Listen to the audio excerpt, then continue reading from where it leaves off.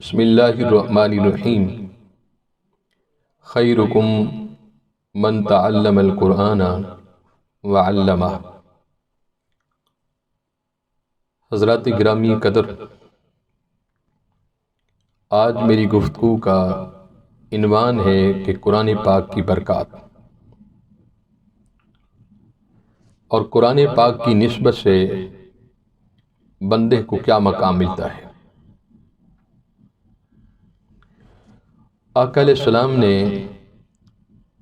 فرمایا کہ لوگوں، تم میں سے بہتر وہ شخص ہے جو قرآن مجید کی تلاوت کرے اور دوسروں کو قرآن مجید کی تلاوت سکھائے۔ حضور رحمت عالم صلی اللہ علیہ وسلم نے یہ اپنی امت کو کتنا خوبصورت پیغام دیا کہ تم سب میں سے بہتر وہ شخص ہے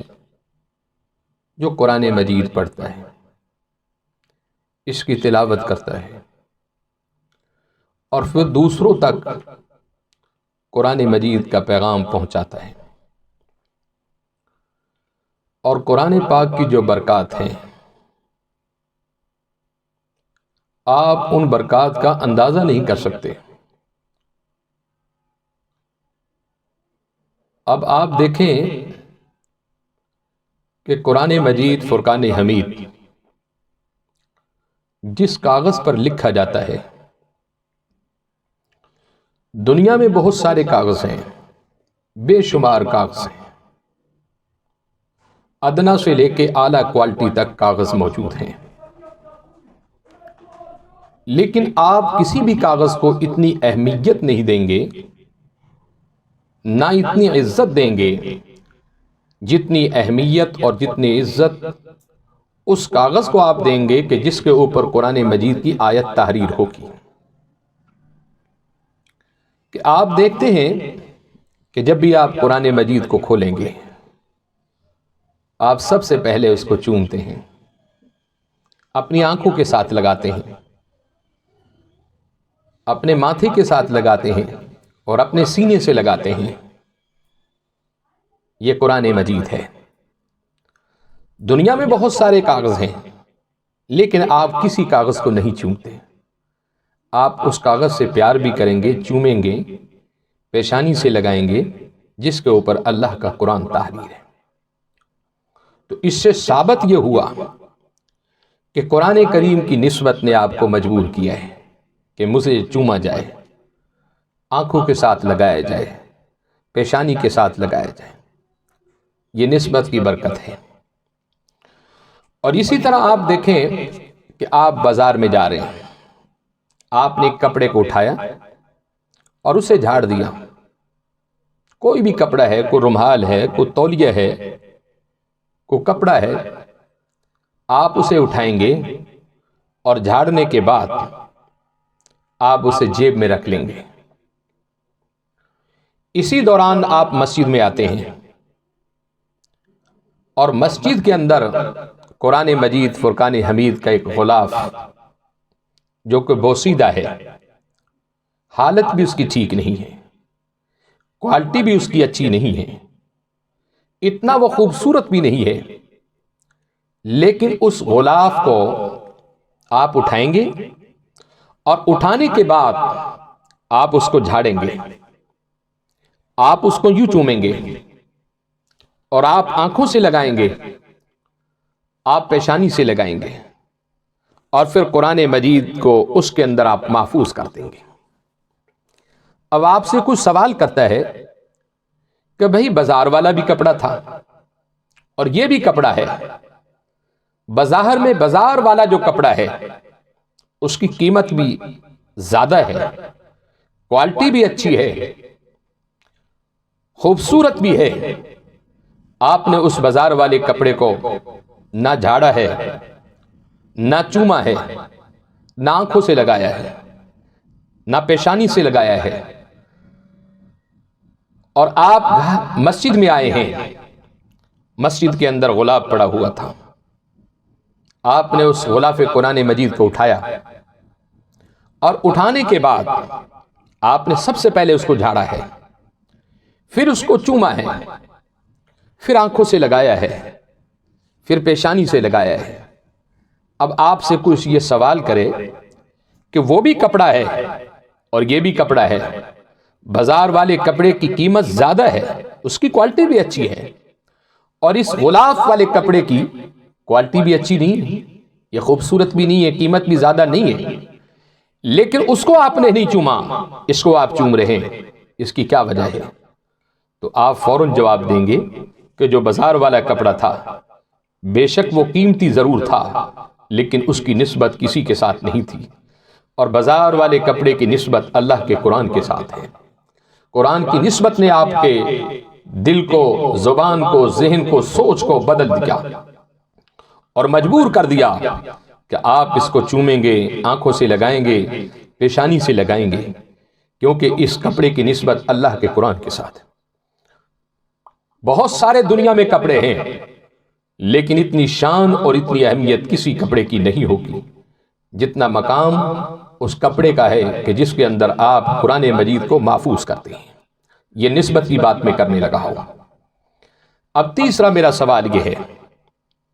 کہ آپ دیکھتے ہیں کہ دنیا میں قیمتی سے قیمتی لکڑیاں موجود ہیں،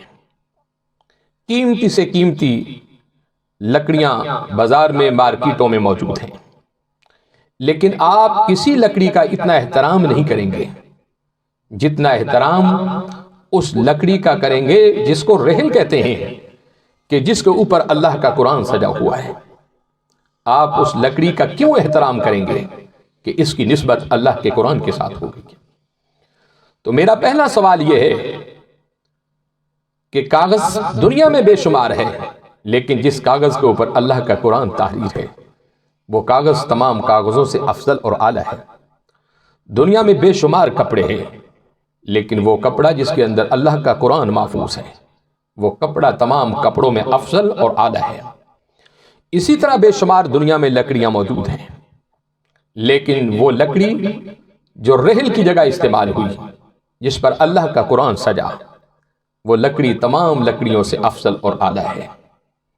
اور ایک اور حدیث پاک میں آپ کی خدمت میں پیش کروں۔ آقا علیہ السلام نے فرمایا کہ قیامت والے دن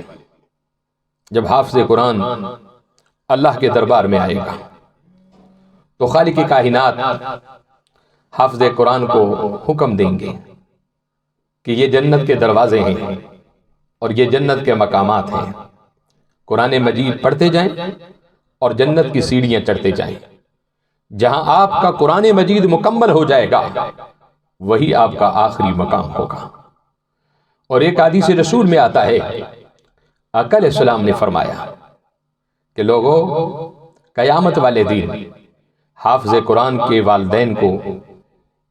ایسا تاج پہنایا جائے گا کہ جس تاج کی روشنی چاند اور سورج سے بھی زیادہ ہوگی، اور جب وہ روز محشر میں آئیں گے تو انبیاء کرام حیرت سے یہ سوال کریں گے کہ یا رسول اللہ صلی اللہ علیہ وسلم یہ کون لوگ ہیں؟